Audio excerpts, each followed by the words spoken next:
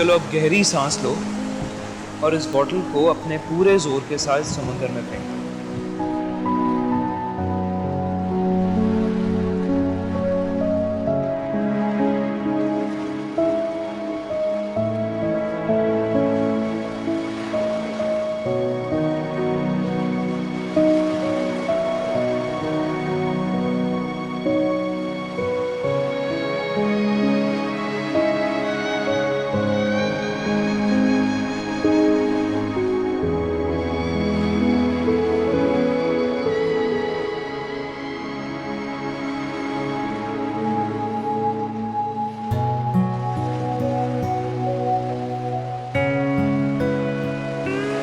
ईमान, समझ लो तुमने अपनी सब तकलीफें इस समंदर में फेंक दी। अब तुम्हें कोई तकलीफ नहीं पहुंचेगी इंशाल्लाह।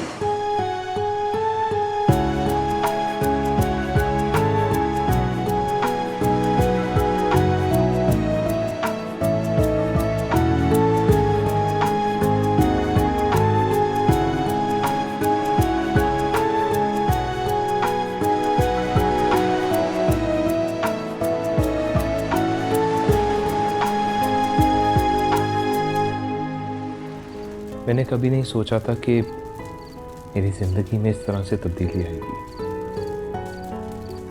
और तुम एक दिन मेरी ज़िंदगी बन जाओगी।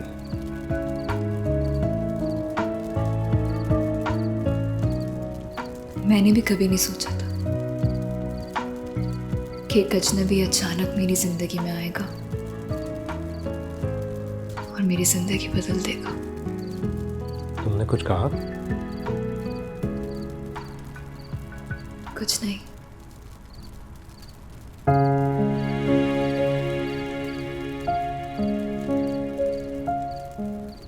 सुनो, अब यूनिवर्सिटी के लिए मैं तुम्हें घर से पिक कर लिया करूँगा। नहीं हारिब, मैं खुद चली जाऊंगी। कैसे जाओगी? जैसे पहले जाती थी। अब तुम मेरी रिस्पॉन्सिबिलिटी हो। हारिब, मैं जानती हूँ और यकीन करें मुझे बहुत बहुत ज़्यादा खुशी है कि आप अपनी रिस्पॉन्सिबिलिटीज़ निभा रहे हैं, लेकिन मैं आपको मज़ीद प्रॉब्लम में नहीं डाल सकती। मुझे खुद जाने दें, मैं बच्ची नहीं हूँ। अच्छा, फिर तुम ऐसा करो कि तुम अपनी जॉब छोड़ दो। वैसे भी जॉब तुम अपने सर्वाइवल के लिए कर रही हो ना।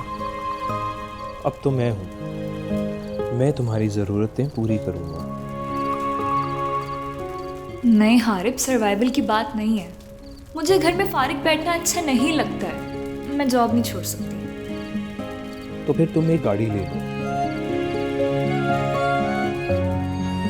मेरे पास इतने पैसे तो नहीं है कि मैं तुम्हें गाड़ी लेके दे सकूं, मगर हाँ, इंस्टॉलमेंट पे लेके दे सकता हूँ। मैं उसकी इंस्टॉलमेंट पे कर दिया करूँगा। हारिब प्लीज़, आप मुझे शर्मिंदा कर रहे हैं।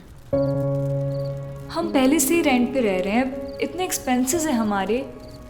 प्लीज़ आप खुद पे मज़ीद बर्डन मत डालें। ईमान, मैंने तुमसे निकाह किया है और ये सब करना मेरा फ़र्ज़ है। तुम समझती हो ना इस बात को? तो फिर तुम्हें इन सब की फ़िक्र करने की ज़रूरत नहीं है। अब मैं दोबारा इस बात को नहीं दोहराऊंगा। ठीक है, लेकिन आप अभी गाड़ी नहीं लेंगे। ओके, नहीं लेता। वैसे तुम्हारे जैसी लड़की आजकल कहाँ मिलती है, बल्कि शायद होती ही नहीं है। पता नहीं तो मुझे किस नेकी के बदले मिली हो।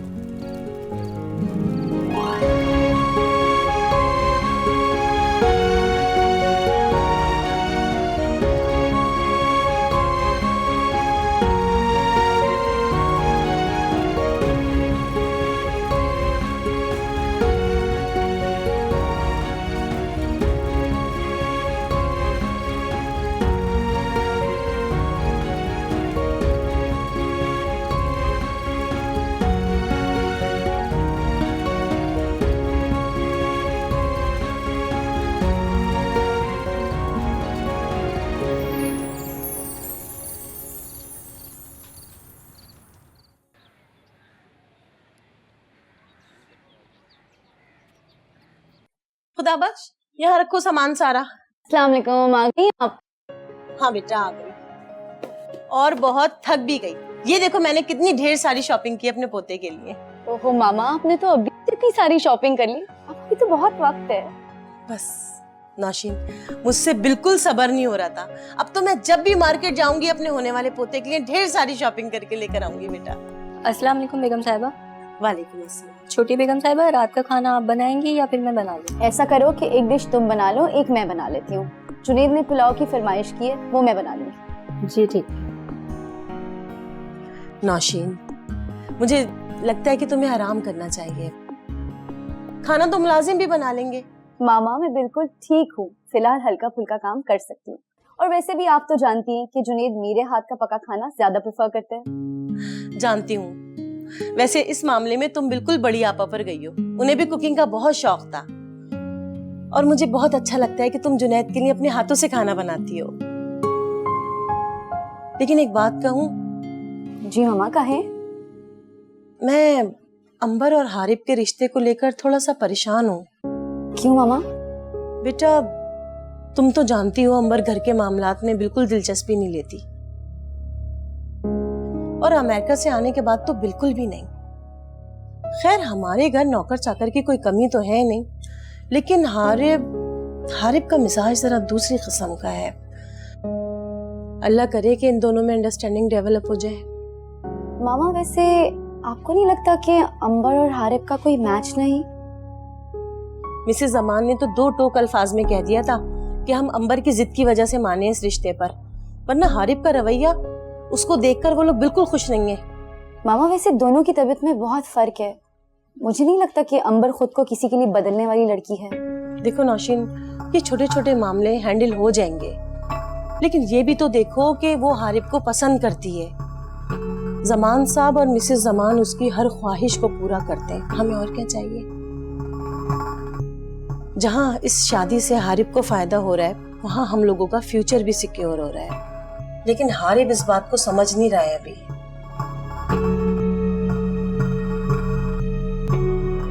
हेलो, अस्सलाम वालेकुम। क्या कर रही थी? कुछ नहीं, ऐसी लेटी हुई थी। तुम्हें भी सफर की थकान होगी, अब सो जाओ। नहीं, मुझे नींद नहीं आ रही थी। एक्चुअली मैं आदी हूँ रात को लेट सोने की। नींद तो मुझे भी नहीं आ रही, तुम्हारी फिक्र हो रही है। आई एम सॉरी ईमान, मैं इस वक्त तुम्हारे पास नहीं हूँ। हारे, मुझे इतना पैम्पर मत किया करो। मैं जैसी हूँ मुझे वैसे ही रहने दे। मगर मुझे अगले को पैम्पर करना और खुद पैम्पर होना पसंद है, एक नॉर्मल बंदे की निशानी है। और तुम तो वाकई मुझे कभी कभी नॉर्मल लगती हो। इतना भी इनसेंसिटिव होना अच्छी बात नहीं ईमान। मोहब्बत करने और मोहब्बत बांटने की आदी बनाओ खुद को ईमान।